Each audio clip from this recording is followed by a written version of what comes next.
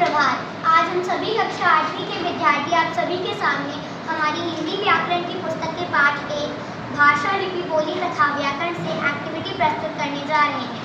धन्यवाद।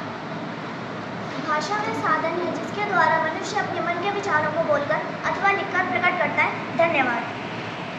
भाषा के दो रूप होते हैं, मौखिक भाषा एवं लिखित भाषा। धन्यवाद।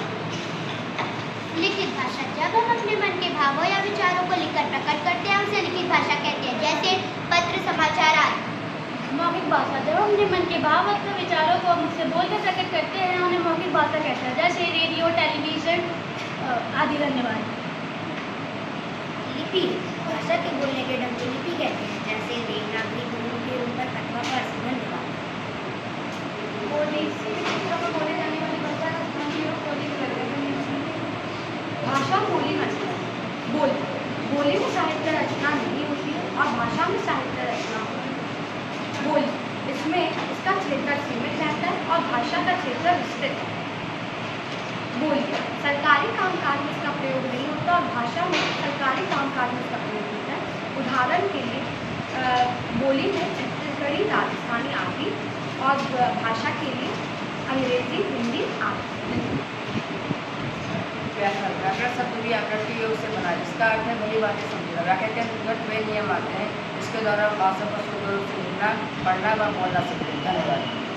व्याकरण के लाभ, व्याकरण भाषा के स्वरूप को शुद्ध करता है, भाषा के सामान्य रूप को स्पष्ट करता है, भाषा की प्रकृति व संरचना को स्पष्ट करता है। व्याकरण भाषा के नियमबद्ध व व्यवस्थित सत्यापन है। व्याकरण के भेद, वर्ण विचार, वाक्य विचार, पद विचार, शब्द विचार। धन्यवाद। वर्ण विचार, व्याकरण के जिस भाग में वर्णों की बनावट, उनके भेदों तथा उनकी शुद्धता पर विचार किया जाता है उन्हें वर्ण विचार कहते हैं। धन्यवाद। शब्द विचार, व्याकरण के जिस भाग में शब्दों की बनावट तथा उनके भेदों पर विचार किया जाता है उसे शब्द विचार कहते हैं। धन्यवाद। पद विचार, जब किसी शब्द को वाक्य में प्रयुक्त किया जाता है तो वाक्य में प्रयुक्त हुआ शब्द पद कहलाता है। पद विचार में पद तथा उनके भावों आदि रचनाओं का अध्ययन किया जाता है। धन्यवाद। वाक्य विचार, व्याकरण के जिस रूप में वाक्य की बनावट, भेद तथा शुद्धता आदि पर विचार किया जाता है उस भाव को वाक्य विचार कहते हैं। धन्यवाद। इस पाठ का सारांश यह है कि भाषा विचारों के आदान प्रदान का माध्यम है। भाषा के दो रूप होते हैं, लिखित एवं मौखिक। ध्वनियाँ, वर्ण तथा शब्द भाषा की इकाइयाँ हैं। व्याकरण भाषा के स्वरूप को शुद्ध करता है। पद, वर्ण, शब्द तथा वाक्य विचार व्याकरण के भाग हैं। ध्वनियों को लिखकर प्रकट करने के लिए प्रयुक्त किए गए लेखन चिन्ह लिपि कहलाते हैं।